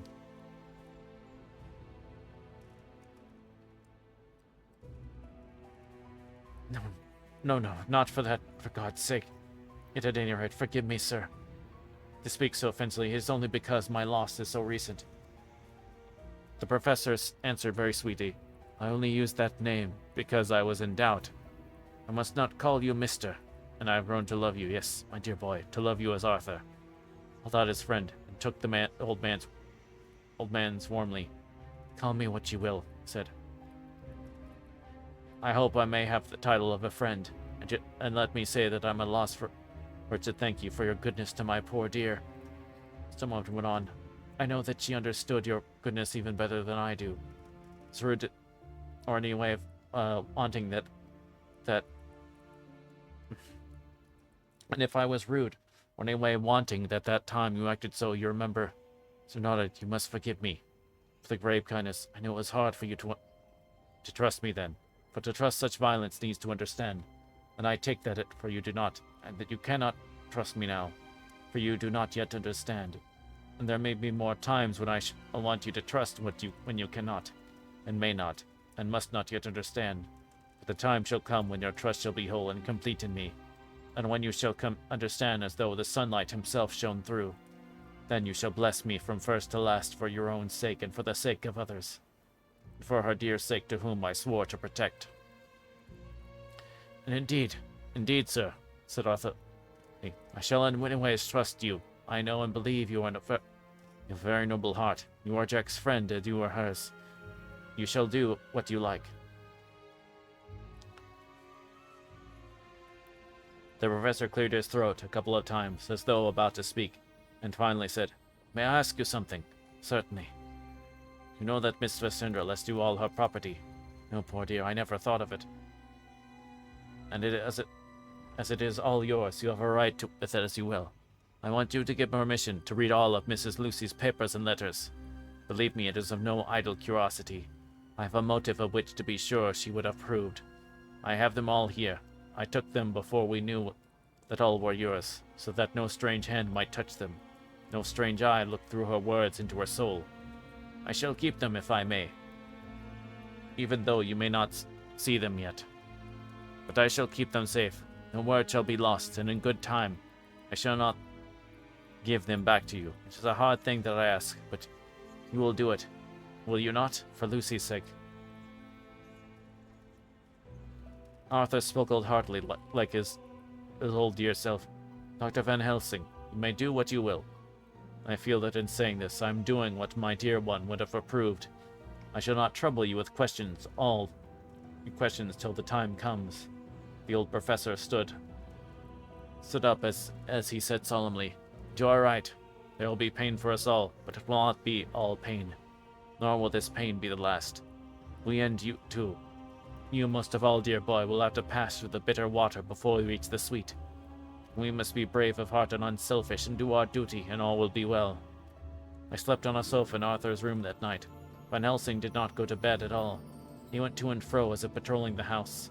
Was never out of sight of the room where Lucy lay in her coffin, strewn with the wild garlic flowers, which sent through the odor of lily and rose, a heavy, overpowering smell into the night.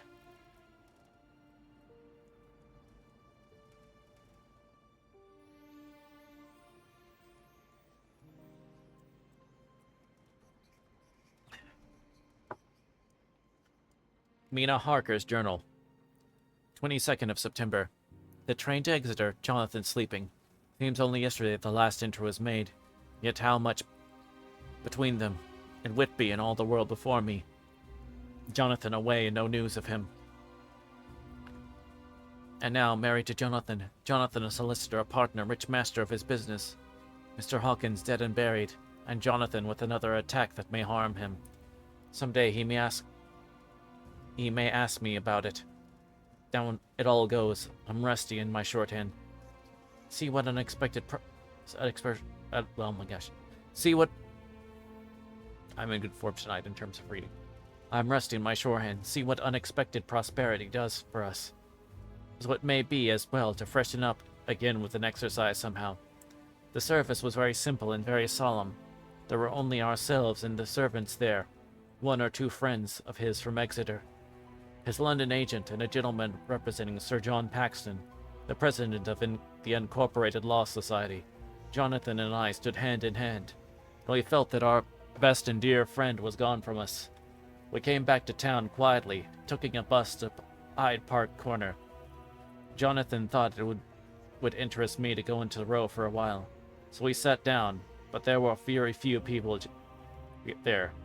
It was sad looking and desolate to see so many empty chairs. It made us think of the empty chair at home, so we got up and walked down Piccadilly. Jonathan was holding me by the arm, the way he used to in the old days before I went to school. I felt it very improper, for you can't go on for years, teaching etiquette and decorum to other girls without the pedantry of it biting into yourself a bit. But it was Jonathan, and he was my husband, and we didn't know anybody who saw us. We didn't care if they did, so we walked. I was looking at a very beautiful girl in a big cartwheel hat sitting in a Victoria outside Giuliano's, when I felt Jonathan clutch my arm so tight that he hurt me, and he said under his breath, "My God."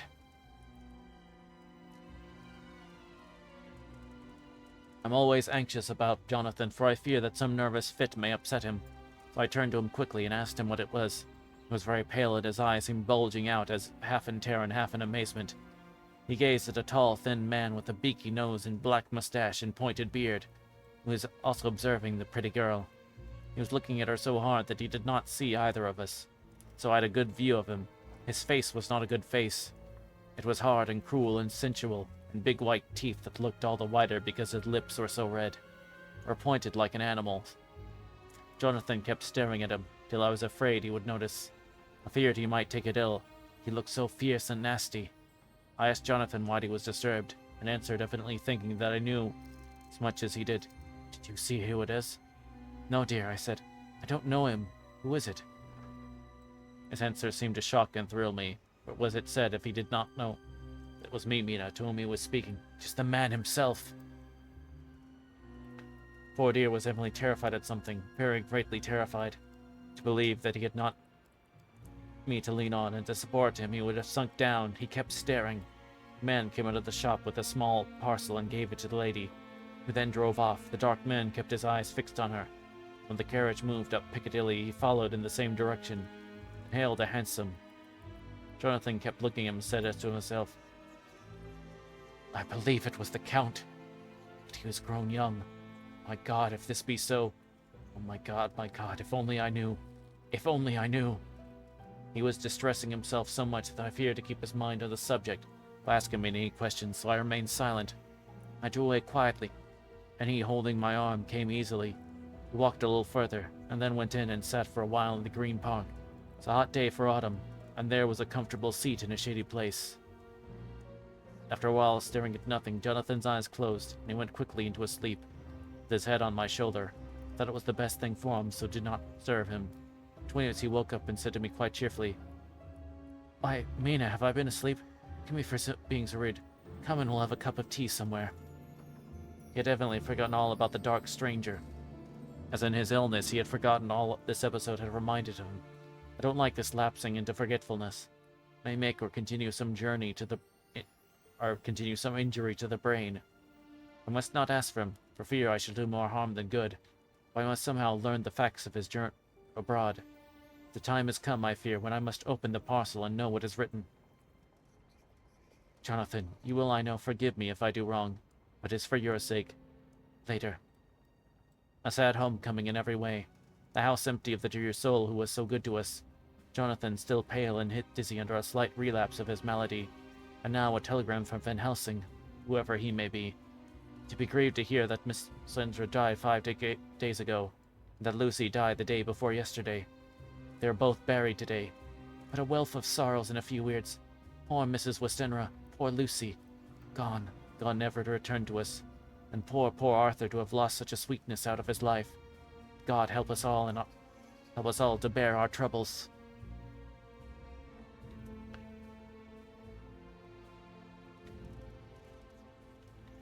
Dr. Seward's diary continued. 22nd of September. It is all over. Arthur has gone back to Ring, and has taken Quincy Morris with him. But a fine fellow is Quincy. I believe in my heart of hearts that he has suffered as much about Lucy's death as any of us, but he bore himself, though it like a moral Viking. If America can go on breeding men like that, she will be a power in the world indeed. Van Helsing is lying down, having us arrest preparatory of his journal. He goes to Amsterdam tonight, but says he returns tomorrow night, that he only wants to make some arrangements which can only be made personally. He is to stop with me then, if he can. He says he has work to do in London which may take him some time. Poor old fellow, I fear that the strain of the past week has broken down his iron strength. All the time of the burial he was, I could see, putting some terrible restraint on himself. When it was all over, we were standing beside Arthur. Poor fellow was speaking of his part in the operation where his blood had been transfused to Lucy's veins.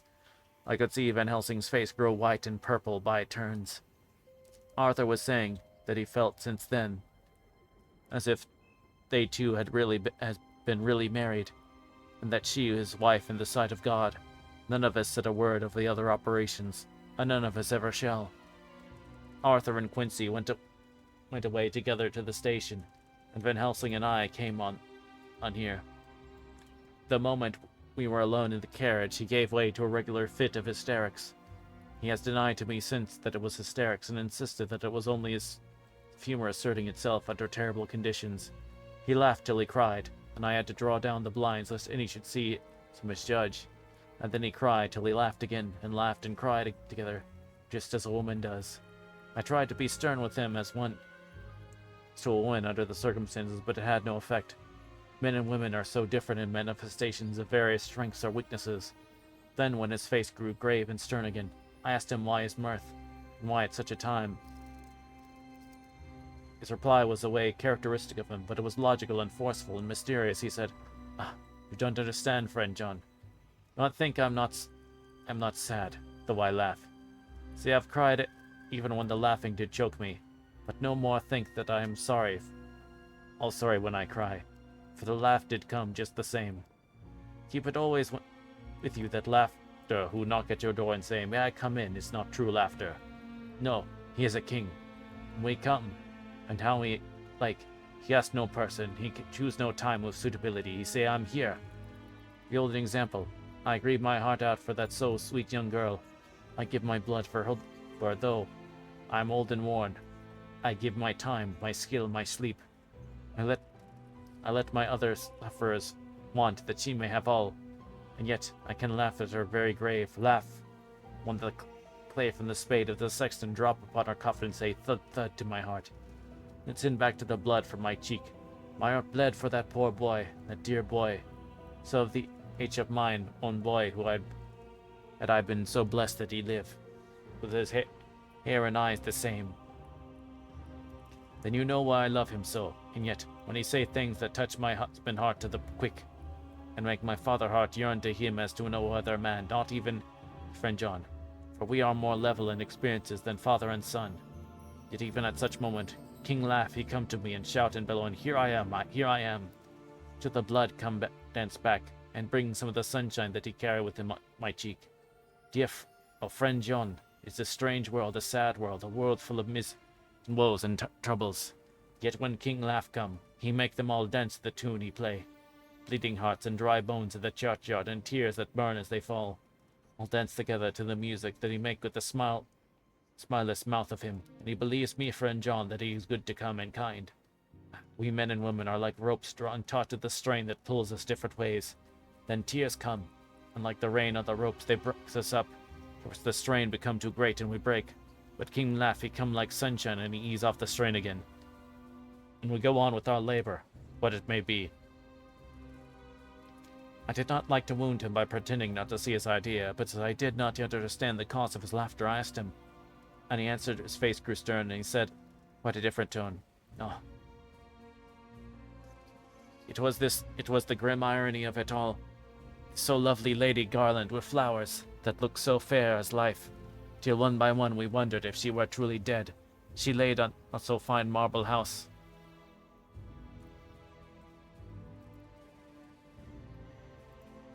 She laid in that so fine marble house in that lonely churchyard, where rest so many of our kin, laid there with the mother who loved her, whom she loved, and the sacred bell going toll, toll, toll, so sad and slowly. Those holy men with the white garments of the angel pretending to read books, yet all the time their eyes never on the page, and all with us with a bowed head. And all for what? She is dead, so, is it not? For the life of me, Professor, I said, can't see anything to laugh at all. Why, your expression makes it harder to puzzle than before. But even at the barrel service was comic. What about poor Art and his trouble? Why, his heart was simply breaking. So, said he not that the transfusion of his blood to her veins had made her truly his bride? So it was a sweet and comforting idea for him. Quite so, but here is a difficulty, friend John. If so that, then what about the others? Then this so sweet maid is a polyandrist, and me, my poor wife, dead to me, but alive by church's law, although no wits, all gone, even I, who am faithful husband to his now no wife, am bigamist. I don't see where the joke comes in either, I said, and I did not feel particularly pleased with this for saying such things. He laid his hand on my arm, said, and John, forgive me if I pain. Showed not my feeling to others when it would wound, but only to you, friend John, whom I can trust. If you could have looked into my heart when I want to laugh, could have done so when the laughter arrived.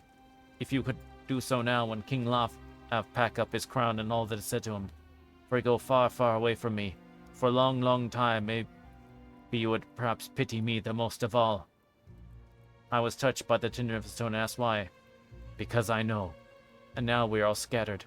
For a long day, loneliness will sit over our roofs with brooding and wings. Lucy lies in the tomb with her kin, a lordly death house in a lonely churchyard away from teeming London, where the air is fresh and the sun rises over Hampstead Hill, and where wildflowers grow of their own accord. So I can finish this diary, and God only knows if I shall ever begin another.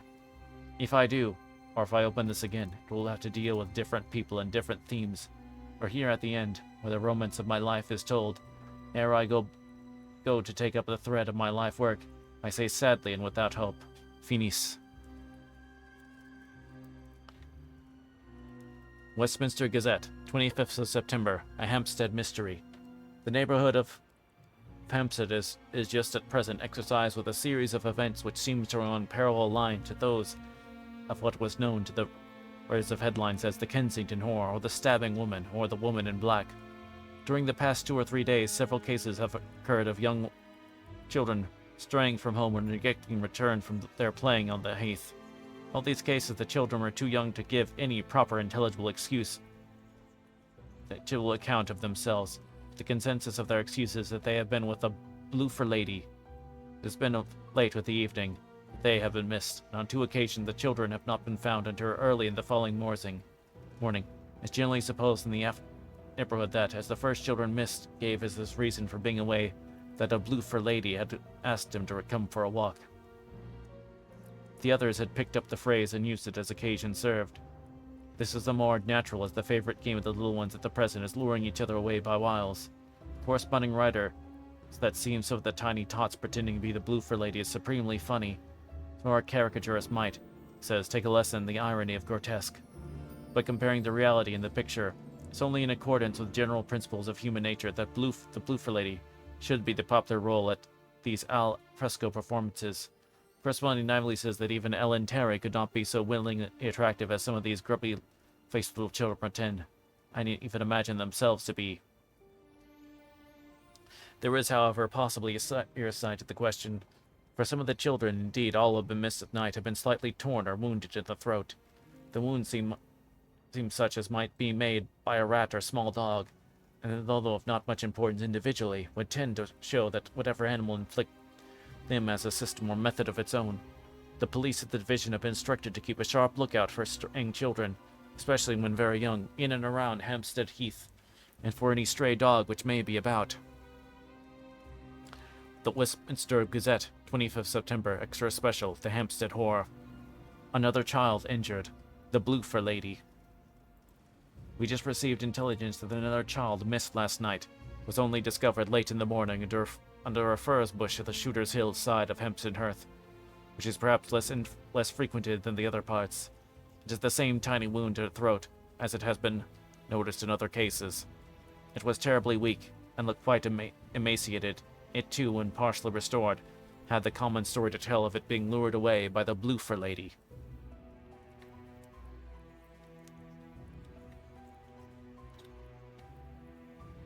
And that is the end of chapter 13. So, I think we're gonna call it for right now. But I hope y'all did enjoy it, and we will continue next week.